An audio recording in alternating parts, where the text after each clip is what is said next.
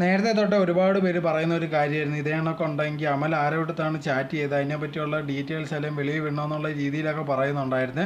അങ്ങനെ ഇരിക്കുന്ന സമയത്ത് ഒരുപാട് പേരുണ്ടെങ്കിൽ പല ആൾക്കാരുടെ പേരൊക്കെ പറഞ്ഞിട്ടുണ്ടായിരുന്നു. അതിലൊരു പേരായിരുന്നു പൊന്നൂസ്. പൊന്നൂസിൻ്റെ പേരുണ്ടെങ്കിൽ ആൾക്കാർ ഭയങ്കരമായിട്ട് വലിച്ചെടുത്ത് ഇടുന്നുണ്ടായിരുന്നു.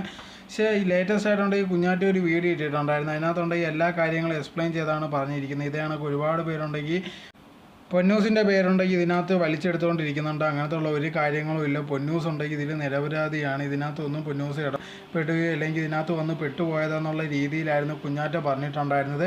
അതിന് മെയിൻ കാരണം എന്ന് പറഞ്ഞാൽ അമൽ തന്നെ ഇത് നമുക്ക് ഭയങ്കരമായിട്ട് സംസാരിക്കുമ്പോൾ ഇടയ്ക്കിടയ്ക്ക് ഞാൻ ഇങ്ങനെ ചെയ്തിട്ടുണ്ട് അങ്ങനെ ചെയ്തിട്ടുണ്ടെന്ന് പറഞ്ഞ രീതിയിൽ പൊന്നൂസിൻ്റെ പേരും കൂടെ വലിച്ചിട്ടതാണ്. അതല്ലാതെ പൊന്നൂസ് ഉണ്ടെങ്കിൽ ഇതിലൊരു പങ്കുമില്ല. എനിക്കുണ്ടെങ്കിൽ പൊന്നൂസിനെ ഒരുപാട് നാളായിട്ട് അറിയാവുന്നതാണ്, പേഴ്സണലി അറിയാം, അല്ലാതെ അറിയാവുന്നതാണ്. സോ അങ്ങനെ ഇരിക്കുന്ന ഒരു സിറ്റുവേഷനിൽ ഞാൻ ഒരിക്കലും കള്ളം പറയത്തില്ല. ഇതുണ്ടെങ്കിൽ ആൾക്കാർ ചുമ്മാതെ ഉണ്ടെങ്കിൽ പൊന്നൂസിൻ്റെ പേരും ഇതിനകത്ത് വലിച്ചിട്ടിരിക്കുന്നതാണ്, അതല്ലാതെ ഒന്നുമില്ല. ഇതേ കണക്ക് അമലുണ്ടെങ്കിൽ ഒരുപാട് പെണ്ണുങ്ങളോട് ചാറ്റ് ചെയ്തിട്ടുണ്ട്. അവരെല്ലാം ഡയറക്റ്റായിട്ട് എനിക്ക് മെസ്സേജ് അയച്ചിരിക്കുന്നുണ്ട്. അതെല്ലാം എൻ്റെ കയ്യിൽ തെളിവുണ്ടെന്നുള്ള രീതിയിലായിരുന്നു കുഞ്ഞാറ്റ പറഞ്ഞിട്ടുണ്ടായിരുന്നത്.